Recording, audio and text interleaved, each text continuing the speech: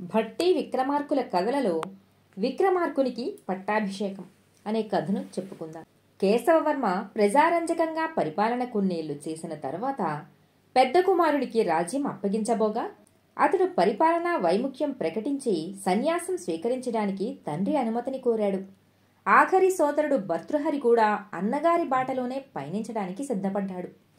వారి అభీష్టం మేరకు వరరుచి భర్తృహరి సన్యాసం స్వీకరించడానికి అనుమతించి క్షత్రియ యువకుడు ద్వితీయ సంతానమైన విక్రమార్కునికి పట్టాభిషేకాన్ని చేసి తృతీయ సంతానమైన భట్టిని సోదరునికి మంత్రిగా నియమించి రాజ్యభారాన్ని వారిద్దరికీ అప్పగించాడు కేశవవర్మ. వానప్రస్థాశ్రమ స్వీకారం చేసి రాజ్యపాలన బంధాల నుంచి తప్పుకుని తన భార్యలతో సహా ఋషి జీవితానికే అడవులకి వెళ్ళిపోయాడు. విక్రమార్కునికి కాళీమాత ప్రసన్నం. ఒకరోజు విక్రమార్కుడు మంత్రి అయిన భట్టిని వెంటబెట్టుకుని నడక నిమిత్తం చేరువలో ఉన్న అడవికి వెళ్ళాడు. ప్రయాణపు బడలిక వల్ల ఇద్దరూ కొంతసేపు ఓ మర్రి చెట్టు కింద సేదదీరుతున్నారు. ముందుగా మేల్కొన్న భట్టి ఆ చుట్టుపక్కలనే తిరుగుతుండగా అక్కడ ఒక కాళికాలయం, మెట్లతో కూడిన కోనేరు కనిపించాయి. కోనేట్లో దిగి కాళ్ళు చేతులు కడుక్కొని దేవిని దర్శించుకోవాలని భట్టి ఆ జలావాసంలోకి దిగుతూ అక్కడే ఒక శిల మీద చెక్కి ఉన్న అక్షరాలను చూశాడు. ఆ శాసనంలోని విషయం అతనికి సంభ్రమాశ్చర్యాలు కలిగించింది. వెంటనే తన అన్నగారైన విక్రమార్కుణ్ణి అక్కడికి తీసుకుని వచ్చి ఆ శాసనంలోని అంశాన్ని చదివించాడు భట్టి. ఇంతవరకు తాము విశ్రమించిన మర్రి చెట్టు మీద నిక్షిప్తమైన ఒక బంగారు పెట్టెను గొలుసులు తెంచి దానితో సహా ఆ కోనేటిలో దూకి ఎవరైతే ఆత్మార్పణ చేసుకుంటారో వారిని కాళీమాత తిరిగి బ్రతికిస్తుందని, మహాబలపరాక్రమవంతుల్ని చేసి ముల్లోకాల్లోనూ ఎదురులేని ధైర్యాన్ని ప్రసాదిస్తుందని, 2000 సంవత్సరాల ఆయుష్ను కలిగిస్తుందని ఆ శిలాక్షరాల యొక్క సారాంశం. అది చదువుతూనే ఉత్సాహి అయిన విక్రమార్కుడు అతి సాహసంతో జై భద్రకాళి అంటూ మర్రి చెట్టు పైకెక్కి గొలుసులు కట్టి ఉన్న ఆ బంగారు పేటికను తెంచి దానితో పాటే గబాల్న కోనేట్లోకి దూకేశాడు. భట్టి ఇదంతా ఆశ్చర్యంగా చూడసాగాడు. నిజానికి ఇది ఒక కఠిన పరీక్ష. అందులోని అంతరార్థం ఏంటో వివేకవంతులకు గాని అర్థం కాదు. సాధారణంగా నగలు నాణ్యాలు ఉన్న బంగారు పెట్టెను చూడగానే ఎంతటి వారికైనా ఆశ పుట్టి బ్రతుకు మీద తీపి అధికమవుతుంది. అంతేకాని ఆత్మార్పణ చేసుకోవాలి అనిపించదు. అలాంటి వారు ఆ పేటికను చేజిక్కించుకొని చెట్టు దిగి వెళ్ళిపోవటానికి చూస్తారు. కానీ ఎవరైతే వాటిని తృణప్రాయంగా ఎంచి వాటితో సహా ఆత్మార్పణకు సంసిద్ధులవుతారో వారే త్యాగమూర్తులై కాళీమాత ప్రసన్నార్హతను సంపాదించుకుంటారు. శిలాశాసనం మీద ఉన్న ప్రకారం తూచా తప్పక విక్రమార్కుడు నిశ్చల భక్తితో ఆచరించటంతో కాళీమాత ప్రసన్నమై, విక్రమార్క భూపాల, నీ సాహసం అపూర్వం, నీ త్యాగబుద్ధిని మెచ్చుకుంటున్నాను. ఈ భూమండలం మీద నీకు ఎక్కడా ఎదురులేని ఒక వజ్రఖడ్గాన్ని ప్రసాదిస్తున్నాను అంటూ విక్రమార్కుణ్ణి తిరిగి బ్రతికించి ఆ ఖడ్గాన్ని అందించింది కాళీమాత. ధర్మం న్యాయం తప్పక ప్రజల్ని పరిపాలించటంలో నీకు నీవే సాటి అనిపించుకోగలవు అని ఆశీర్వదించి కాళికాదేవి అంతర్ధానమైంది. భట్టి కూడా చేతులు జోడించి కనులారా అమ్మవారిని దర్శించుకుని దేవీ కృపకు పాత్రుడైనాడు. తదుపరి వారిద్దరూ నగరానికి పయనమయ్యారు. కాళీమాత వరప్రసాదుడైన విక్రమార్కుడు ప్రజారంజకంగా పరిపాలన చేస్తూనే చుట్టుపక్కల చిన్నా పెద్ద రాజ్యాలను జయిస్తూ రాజ్య విస్తరణ చేసి చక్రవర్తిగా పేరునుగాంచాడు. ఒకనాడు స్వర్గపురి నుంచి దేవేంద్రుడు పంపిన దూత నిండు కొలువులో ఉన్న విక్రమార్కుణ్ణి దర్శించి, మహానుభావ, తాము న్యాయ ధర్మ పరిరక్షణలో బహు నిపుణులైనందున దేవలోకంలో కూడా తమ పేరు ప్రఖ్యాతులు వినవస్తున్నాయి. ఇంద్రదేవుని ఆజ్ఞ మేరకు నేను మిమ్మల్ని సగౌరవంగా ఒక తీర్పు నిమిత్తమై తీసుకుని పోవటానికి వచ్చాను. దయచేసి దేవేంద్రుని ఆహ్వానాన్ని మన్నించగలరు అని వినతి చేశాడు. ఆ విధంగా దేవలోకానికి రప్పించబడిన విక్రమార్క చక్రవర్తి రంభా ఊర్వశుల మధ్య రేగిన జగడాన్ని అతి చాకచక్యంగా పరిష్కరించడంతో దేవతలందరి సమక్షంలో దేవేంద్రుడు ఘనంగా సన్మానించి 32 ప్రతిమలతో 16 మెట్లతో కూడిన ఒక అపురూప సింహాసనాన్ని విక్రమార్కునికి బహుకరించాడు. అందంలో గాని, అమరికలో గాని, టీవీలో గాని, సౌకర్యంలో గాని దానికి సాటి వచ్చే సింహాసనమేది భూలోకంలో ఏ చక్రవర్తికి లేదు. దాని ప్రత్యేకత అటువంటిది. ఆ సింహాసనంపై కూర్చొని 2000 సంవత్సరాల కాలం దివ్యంగా పరిపాలించిన విక్రమార్క చక్రవర్తి ఇక రాజ్యభారాన్ని తనకు జన్మించబోయే పుత్రునికి అప్పగించదలిచి ఆ సింహాసనం మీదనే పట్టాభిషేకం మహోత్సవం తలపెట్టబోగా ఆకాశవాణి ఇలా హెచ్చరించింది. ఓ విక్రమార్క భూపాల, ఇది నీకై ప్రత్యేకంగా దేవేంద్రదత్తమైన సింహాసనంగా ఏర్పాటు చేయబడినది. దీనిని అధిష్ఠించే అర్హత నీకొక్కనికే. అదీగాక నీ పుత్రునికి నీ తదుపరి వెన్వెంటనే ఈ రాజ్యం దక్కదు. దీనిని ఒక బ్రాహ్మణోత్తమునికి దానం చెయ్యి. అంతేకాని నీవు తప్ప ఇతరులెవ్వరూ అధిష్ఠించరాదు అనే నియమం ఉన్నందున దానం పుచ్చుకున్న ఆ భూసురోత్తముడు కూడా అధిష్ఠింపజాలడు. కనుక ఆయన కోరిన ధనం దీనికి మారుగా ఇచ్చి నీవే దీన్ని భూస్థాపితం సమంత్రయుక్తంగా జరిపించాల్సి ఉంటుంది అని కర్తవ్యం ఉపదేశించింది అశరీరవాణి.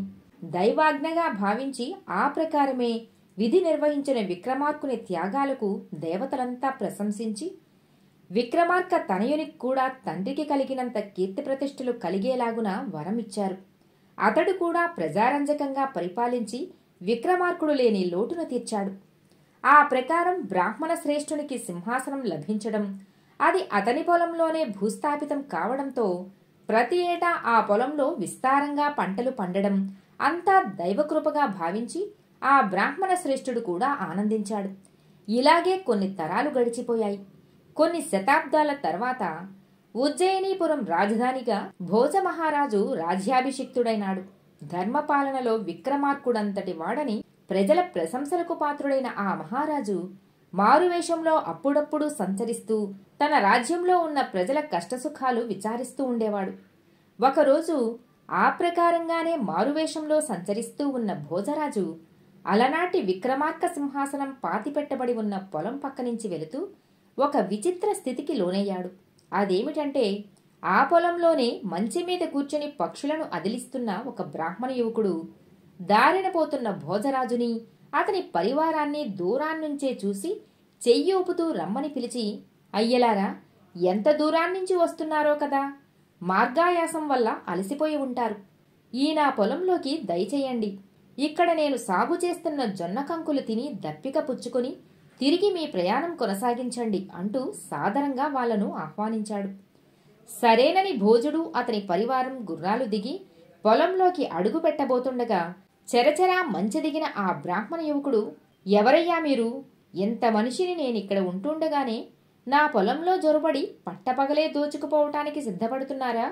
భోజరాజు ధర్మపాలనలో ఇటువంటి అరాచకం ఎన్నడూ జరగలేదే అంటూ వారిని అదిలించబోయాడు. మొదట పిలిచింది అతడే. మంచి దిగి వస్తూ ఏమీ ఎరుగనివాడిలా అంతలోనే అమర్యాదకరంగా ప్రవర్తిస్తున్నది అతడే అన్నాడు అక్కడ ఉన్న భటుడు. భోజరాజును ఆ మాటలు ఆలోచింపచేశాయి.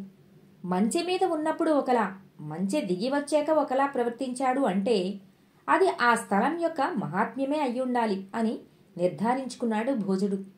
ఆ రహస్యమేదో ఛేదించదలచి, భూసురోత్తమ, మీ పొలములో మంచి ఉన్న ప్రాంతాన్ని పరీక్ష నిమిత్తం మాకు కొద్ది కాలం ఇప్పించవలసింది. మీ పంట వల్ల మీకు ఎంత ఆదాయం వస్తుందో అంతకు రెట్టింపు ధనం నష్టపరిహారంగా చెల్లించగలను అన్నాడు భోజుడు. ధనానికి ఆశపడిన ఆ బ్రాహ్మణవర్యుడు సరేనన్నాడు. ఒక శుభముహూర్తాన భోజమహారాజు భూగర్భ నిపుణులతో కూడా అక్కడికి వెళ్లి మంచిగల ప్రాంతాన్ని లోతుగా తవ్వించాడు. అప్పుడు బయటపడ్డాయి అక్కడ ఉన్న సంపదల రహస్యం. 2000 సంవత్సరాల పాటు విక్రమార్క చక్రవర్తి చేత అధిష్ఠించబడి ఆయనకు అపార కీర్తి ప్రతిష్టలు అర్జించి పెట్టిన దేవేంద్ర బహుకృతమైన సువర్ణమయ రత్నమణిఖచిత సింహాసనం 32 మహాసౌందర్యవతుల ప్రతిమలతో సహా అక్కడున్న వారినందర్నీ ఆశ్చర్యానందాలకు గురిచేస్తూ బయటపడింది. తనకు దైవదత్తమైన వరంగా దానిని భావించుకున్న భోజమహారాజు అతి జాగ్రత్తగా ఆ సింహాసనాన్ని రాజధాని నగరం ఉజ్జయినికి తరలించాడు. దైవజ్ఞులు నిర్ణయించిన ఒక శుభముహూర్తాన మంత్రి సామంత దండనాథులు వెంటరాగా వందిమాగధలు స్తుతిస్తుండగా సింహాసనం ఎక్కబోయాడు భోజుడు. అప్పుడు ఇంకొక విచిత్రం జరిగింది. సింహాసనానికి గల 16 మెట్లు, వాటికి ఇరువైపులా సింహాసనంతో పాటు చెక్కబడి ఉన్న 32 అపూర్వ సౌందర్య లలనలలో ఒక సాలభంచిక ప్రతిమ మానవ భాషలో, ఆగు భోజరాజా, నేను చెప్పేది విన్నాకనే ఈ సింహాసనం అధిష్ఠించెదవుగాక అంది. భోజమహారాజు నివ్వెరపడి ఆగిపోయాడు. మొదటి ప్రతిమ చెప్పిన కథ. భోజమహారాజా, 2000 సంవత్సరాల క్రితం కాళికాదేవి ఉపాసకుడు, భేతాళాది సకల భయంకర దేవతా వశీకరణుడు, ధర్మపాలనలో ధర్మ పరిరక్షణలో సాటిలేని మేటి చక్రవర్తి అయిన విక్రమార్కుని చరిత్రను తెలుసుకోకుండా, ఆ మహామహుని తలవకుండా ఈ సింహాసనాన్ని అధిష్ఠించరాదు అంది మొదటి ప్రతిమ.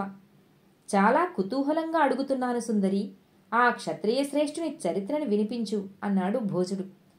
కేవలం సుక్షత్రియుడు మాత్రమే కాదు, ధైర్య సాహస వీర విక్రమ దాన ఔదార్య భక్తి తత్పరత కలిగిన మహామహుడు అంటూ ఆ సాలభంజిక ఇలా చెప్పసాగింది. పూర్వం నందవసుడనే రాజు అన్ని దానాల కంటే అన్నదానం ముక్తి మార్గమని గ్రహించి ప్రతిరోజు వేలాది మంది ప్రజానీకానికి పంచభక్ష్య పరమాన్నాలతో కూడా అన్నదానం చేయసాగాడు. నందవసుని అన్నదానం గురించి దేశ దేశాల్లో మాత్రమే కాక ముల్లోకాల్లోనూ చెప్పుకోగల స్థాయికి చేరాడు అతడు. ఒకరోజు కలహభోజనుడైన నారద మహర్షి నందవసుని దగ్గరికి వచ్చాడు. అంతటి మహర్షి తన దగ్గరకు రావటంతో మహదానందపడిన ఆ రాజు ఆ ముని పొంగవునికి యథోచిత సత్కారం జరిపి, మహర్షి సత్తమ, నా అన్నదానం గురించి త్రిలోక సంచారులైన తమరి నోట కూడా ఓ మాట వినాలని కుతూహలంగా ఉంది. మీ అభిప్రాయం ఏమిటి అన్నాడు. బావుందయ్యా, అంతా బాగానే జరుగుతోంది. కానీ నువ్వు మట్టి పాత్రలలో వండిస్తున్నావు. నీ వంటి ధర్మబుద్ధి గల వారికి మట్టి పాత్రలు మాట వినడం ఓ లెక్కలోనికి రాదు. ఇసుక పాత్రలలో వండించి పెట్టావనుకో, నీ మహిమ విశదమవుతుంది అందరికీ అని చెప్పేసరికి అప్పట్నుంచి నందవసుడు నారద మహర్షి చెప్పినట్లే ఇసుకతో పాత్రలు చేయించి వాటితో వండించి అన్నదానం చేయసాగాడు. కొన్నాళ్లు గడిచాక నారదుడు ఇంకొకసారి నందవసుని దగ్గరకు వచ్చి, అన్నదానం బాగా సాగుతోందా అని అడిగాడు. ఇతరులకు అసాధ్యమైనట్టి పాత్రలలో వండించి అన్నదానం చేస్తున్నందున అప్పటికే గర్వం తలకెక్కిపోయింది నందవసుడికి. మహర్షి మాటలకు జవాబుగా, నేను నారతాన ప్రదాతనైనందున ఇసుక పాత్రలేమిటి, పత్రాలనైనా పాత్రలుగా చేసి వండించగలను అన్నాడు. దానికి నారదుడు చిరునవ్వుతో తలూపి రాజు ఆతిథ్యం గ్రహించి వెళ్ళిపోయాడు. ఆ తర్వాత నందవసుడు ఎంతగా ప్రయత్నించినా ఇసుక పాత్రలలో ఎన్నటికీ వండి వడ్డించలేకపోయాడు. అహంకారం ప్రవేశించినందువల్ల ఇంతకాలంగా అతన్ని కాపాడుతూ వచ్చిన ధర్మం ఫలించకుండా పోయింది. ఇదిలా ఉంటే ఒకనాడు విక్రమార్కుడు నిండు సభలో ఉండగా ఒక మహాపండితుడు వచ్చి విక్రమార్కుని స్తుతించబోగా ఆ చక్రవర్తి అడ్డుకుని ఆ పండితుని చేత ఒక్క స్తుతిపద్యమైనా నోట రానివ్వక జాగ్రత్తపడి ఆయనను అసాధారణ మణిమాణిక్యాది ఆభరణాలతో సత్కరించి పంపివేశాడు. అంతటి నిరాడంబరుడు ఆ చక్రవర్తి. ఈ కథ చెప్పిన సాలభంజిక చివరిగా భోజరాజునితో ఇలా అన్నది. ఓ భోజరాజా, నిష్పాక్షిక వైఖరి, ఆత్మస్థుతి పరాయణత పట్ల విముఖత నీకు ఉన్నట్లయితే ఈ సింహాసనం ఎక్కడానికి నువ్వు కూడా అర్హుడివే అని చెప్పింది. అప్పటికే ముహూర్త సమయం మించిపోయినందున సింహాసనాన్ని అధిష్ఠించాలి అన్న ఆలోచనను విరమించుకుని విక్రమార్క చక్రవర్తి వలె అటువంటి సచ్చీలత పట్ల తన అంతరంగాన్ని కూడా ఒకసారి సింహావలోకనం చేసుకోదలిచి ఆనాటికి వెనుదిరిగాడు భోజమహారాజు. భోజనితో పాటు అతని పరివారానికి విక్రమార్కుని సద్గుణాలు ఒక్కొక్కటే విశదం కాసాగాయి. కథ సమాప్తం.